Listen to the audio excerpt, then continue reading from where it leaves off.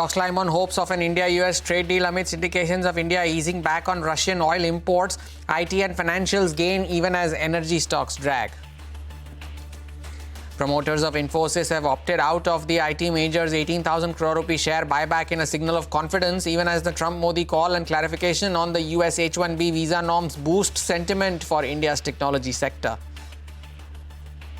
A 1,600 crore rupee order from the Indian Army for close-quarter carbines lifts the Bharat Forge stock. The carbines will replace the old Sterling rifles as part of the Army's modernization effort. Oil prices have spiked after US imposes sanctions on Russian oil majors Rosneft and Lukoil, while gold price is steady after a big drop earlier in the week. Silver also sells off on profit-taking.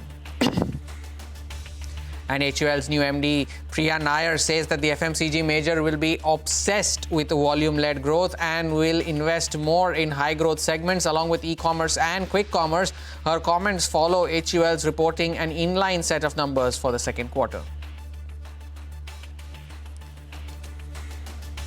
Good afternoon, you're with us here on Business Lunch. We are coming to you live from the CNBC-TV18 Motilal Oswal studios. I'm Hormis Fatakia. Well, not quite the 400-point uptick is what the GIFT Nifty was indicating earlier in the day. But if you are a bull, you have absolutely no reason to complain. They are still 200 points higher on the Nifty, comfortably above the mark of 26,000 as well. At one point, we even managed to test that 26,100 mark, which is the intraday high for today, and comfortably above that mark right now, to 180 points higher on the index as well. And in the recent past, the index has gained almost 900 points now in the last 5 to 6 trading sessions. So still 200 points away from that record high level of 26,277, but no complaints for the bulls if you are one. Banks and IT, the two leading contributors to those gains. The Nifty Bank at one point was up almost 500 points. They're still continuing to hold on to those gains, 450 points higher there for the Nifty Bank, and the Nifty IT index at the highest point of the day,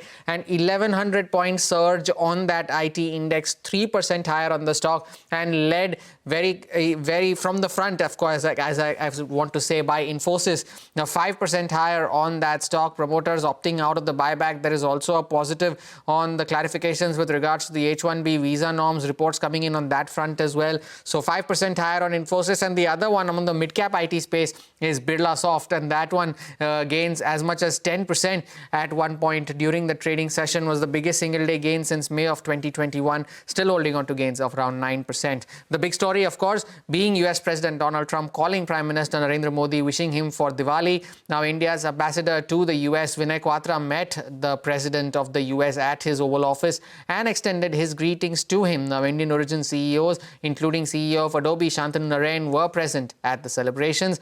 Addressing reporters, Trump confirmed that he indeed spoke to Prime Minister Modi and they do have a very good relationship. He reiterated that India will not be buying much oil from Russia and that Prime Minister Modi wants the Ukraine war to end as much as he does. Now, in a social media post, Prime Minister Modi said, and I quote, "Thank you, President Trump, for your phone call and warm Diwali greetings. On this festival of lights, may our two great democracies continue to illuminate the world with hope and stand united against terrorism in all its forms." End of quote. This is the fourth phone call between the two leaders since the President Donald Trump imposed a 50% tariff on India. Let's now, in fact, listen in to what the President had to say following the phone call. India, as you know, has told me they are stop. It's a process. You can't just stop it. But by the end of the year, they'll be down to almost nothing. That's a big thing. That was almost 40% of the oil. India, they've been great. Spoke to Prime Minister Modi yesterday. They've been absolutely great.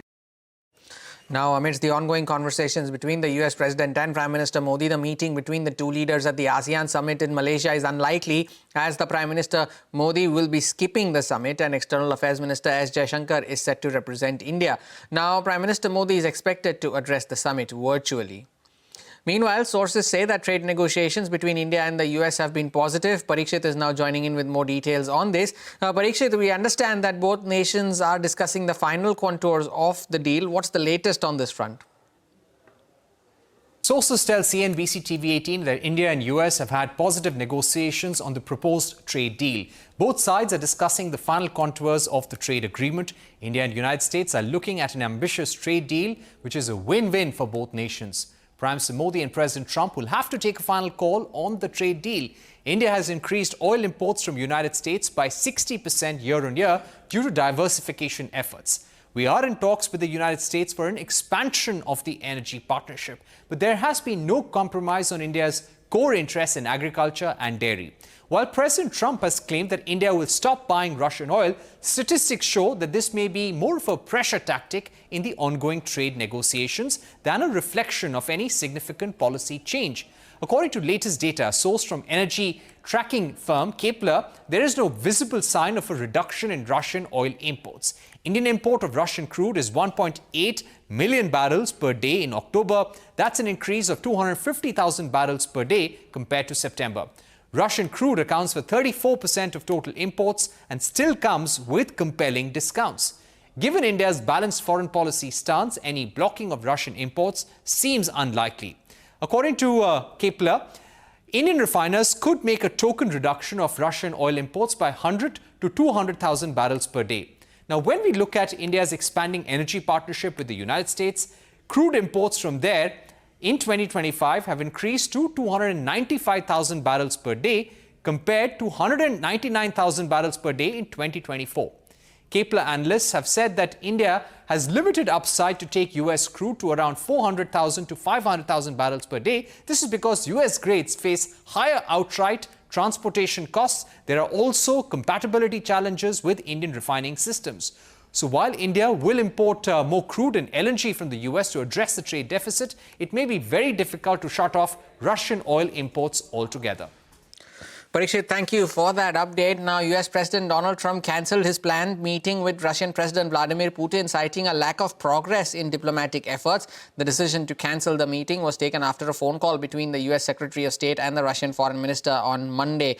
The summit cancellation comes as the White House unveiled new sanctions on Russian oil exports as part of an effort to pressure Russia to end the war in Ukraine.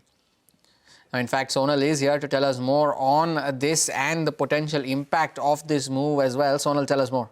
Well, yes, US has gone ahead and sanctioned two big Russian oil producers. One of them, of course, is Rosneft. The other one is Lukoil, which is done to pressure Moscow to negotiate a peace deal with Ukraine. Now, remember, UK had done it last week, and before that, last year itself in July, European Union had issued a communique where they had put out sanctions on Russian oil and gas companies, the major ones there, and EU restrictions on operations of Rosneft's 20 million tons per annum refinery in India as well. Now, why is Rosneft so important for India? Now, do remember, Rosneft is a Russian state-owned oil corporation which owns 49.13% stake in a private company in India, which is Nayara Energy. And Nayara Energy operates the second largest private refinery in the country as well. As I said earlier, it has a capacity of 20 million tons per annum. Now, some numbers for Nayara Energy. As of September 2025, it relied entirely on Russian supplies. This is because the sanctions earlier did not give it the way forward in terms of importing crude oil from other producers, the likes of Iraq and other non-Russian sources as well. Crude oil imports fell 22% on a YOY basis for Nayara Energy to 330,000 barrels per day in September 2025. This is about imports. In fact, the exports also dropped massively to around 89,000 barrels per day, which compares with around 210,000 barrels per day on a YOY basis. The exports majorly were to the countries like Middle East, Turkey, Brazil, etc. But because of these sanctions that came through last year, all these exports also saw a big fall on a YOY basis. Now, remember, in their earlier statement as well, Nayara Energy indicated that they are seeking assistance from government to navigate challenges posed by these sanctions. In fact, we did speak to some experts in the morning on what the possible impact of these sanctions could be on crude oil prices, on refining margins and cracks overall. We spoke to M.K. Surana, who is the ex-CMD at HPCL. He indicated that the next thing to watch out for will be if sanctions keeps all Russian barrels out of the market, but he did not think that that will happen because China continues to buy Russian oil massively at higher volumes, and this is something that they will continue to do so. Crude prices should not be impacted much in medium term because market is very well supplied, and that is not something which will impact pricing so much. So according to him, there will be no impact on crude oil prices and also refining cracks because of this sanction that has come in from the US. Whether these sanctions will actually put out all the Russian barrels out of the market. I don't think that will happen because China still continues to buy, and it will be difficult to implement a sanction in the past also where 100% barrels goes off the market. Assuming that this hypothesis is correct, that some barrels will continue to be in the market, and assuming that with the current fast-track rollback of the Middle East supplies or OPEC plus supplies, currently the market is oversupplied. I think in a slightly longer period, I don't think that the bearish shadow on the crude market is going away with this, and therefore the crude oil supply should remain moderate. The price of the crude should remain moderate, and the market is well supplied. The Indian companies like Nara is concerned, they were sanctioned by European Union, but they were not sanctioned by US as such as of today. And as far as they're supplying in the domestic market, I think that may not get impacted.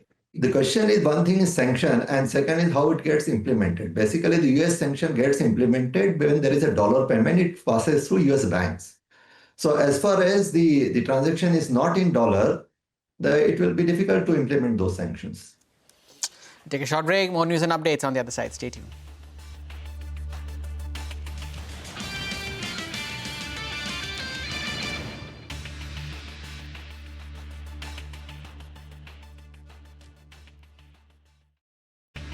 Welcome back. The sector of the day undoubtedly being IT, with the rally seen in Infosys. And it's not just that. There are mid-cap IT companies and the other large-cap peers are also surging in trade. Rima is here to help us understand why. Rima.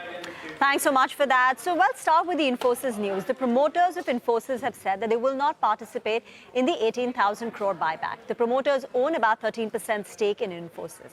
If they're not participating, it basically means the acceptance ratio for the remaining retail shareholders can go up.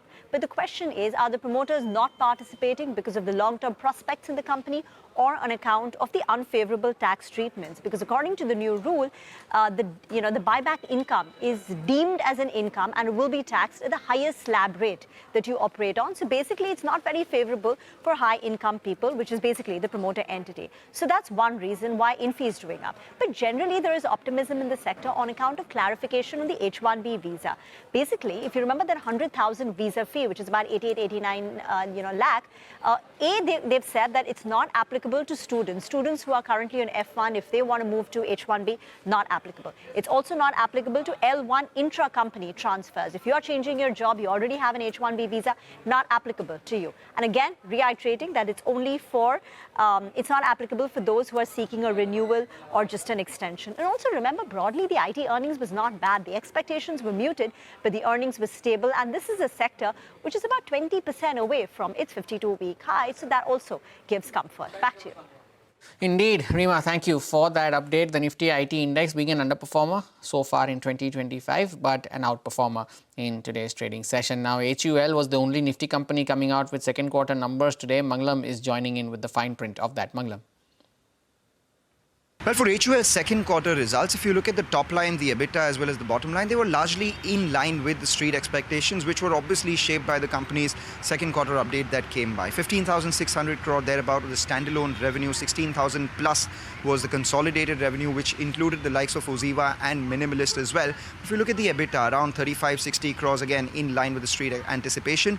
Margins a tad higher than the company's own guided band of 22 to 23%. The net profit, however, was much above street expectations, led by an exceptional gain on account of a reversal of tax between India and UK. The important part, however, is the outlook on the future, as this was the first quarter which was helmed by MD and CEO Priya Nair, and she said that going forward, once November starts, they anticipate the recovery to begin. Remember, the last couple of months were impacted by the GST-led transition, where 40% of their portfolio saw a price rationalization, rate cut to about 5% itself, which is why the volume in this quarter was 0% as well.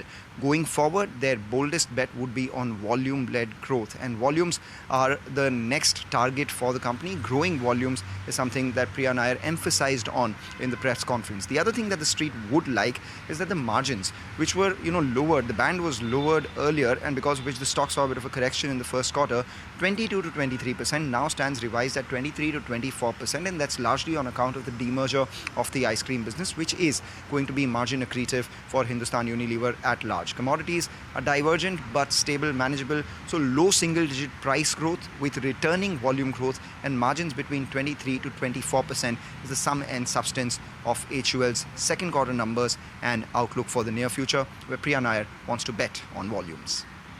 Mangalam, thank you for that update. Off the highs of the day is HUL after its second quarter results. In fact, Mangalam did quiz the management after their results on the road ahead for the company. Listen to what they had to say. 40% of the business was benefited from GST rate change. There is, of course, a short-term transition impact which we spoke about, and hence categories like hair care, skin cleansing, they saw the impact coming in. 20% business, which is, let me say, skin care, tea, there was no change in GST. We saw these businesses growing in high single digit, also supported by volume growth within this growth. Third, last 40% business is our home care business, where we saw a mid-single digit volume growth on the back of a strong high single digit volume growth in the base. Overall, this volume growth was muted, and we had a flat growth of USG because of the price declines. Today, commodity headline crude is almost 10% lower year on year. Plus the competitive actions we took, which we spoke about it earlier, put together had a negative impact of pricing on home care. So this is how the 2% growth for the quarter has come out. Clearly, once things stabilize early November, there are multiple prices in the market, old MRP, new MRP. Of course, with all the amount of support that we have given, this will stabilize in the market. We do expect that typically for FMCG business, two things are important. Yeah. The net overall disposable income, which consumers have, and the consumer sentiment. GST will end up supporting both of them. So we do believe that we will start seeing recovery of volumes going ahead. We will maintain the range guidance that we've always given you. I think what's important to understand is how we will manage pricing as we go along. Pricing, we will continue to be in line with the way commodities are diverging. When you look at our commodities, we have commodities like Ritesh mentioned, like crude, like tea, which are deflationary, and other commodities like SMP and palm oil, which are inflationary. So we will continue to be gradual in our pricing, really focusing on volume-led revenue growth. Take a short break. More news and updates on the other side. Stay tuned.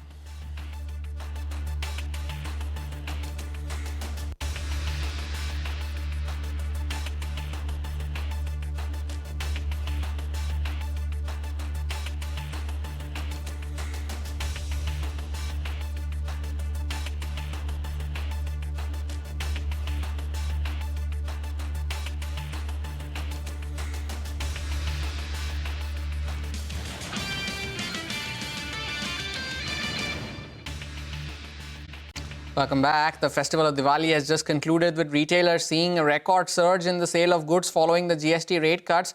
Reports are also suggesting that the demand is likely to sustain as consumption sentiment remains high. Earlier today, we spoke to electronics retailer Vijay Sales and mall operator DLF Retail to understand how the festive sales have panned out for their respective sectors. Listening.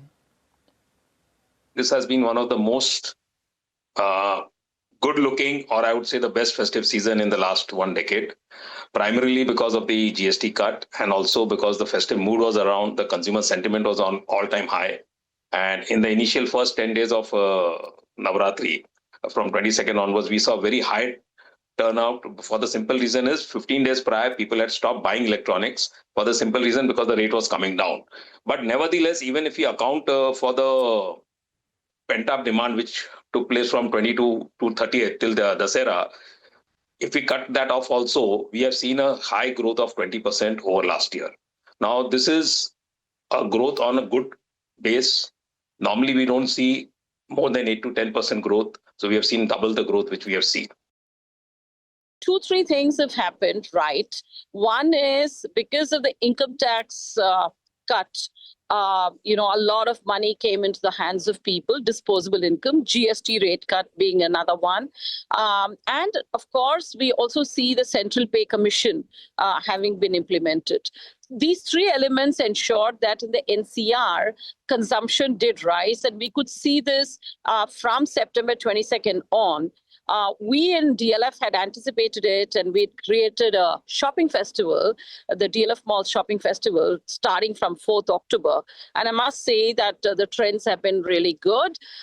Coming to categories and footfalls, overall footfall has been up by around 12% year on year, which is if I look at it from a Q3 to Q3 point of view, we look at a much more robust Q3 as compared to the last financial year. Well, the markets are ever so slightly off the highs of the day, but let us now listen into some opinion from top experts on the sectors and the themes that they are betting on going into the new Samvat.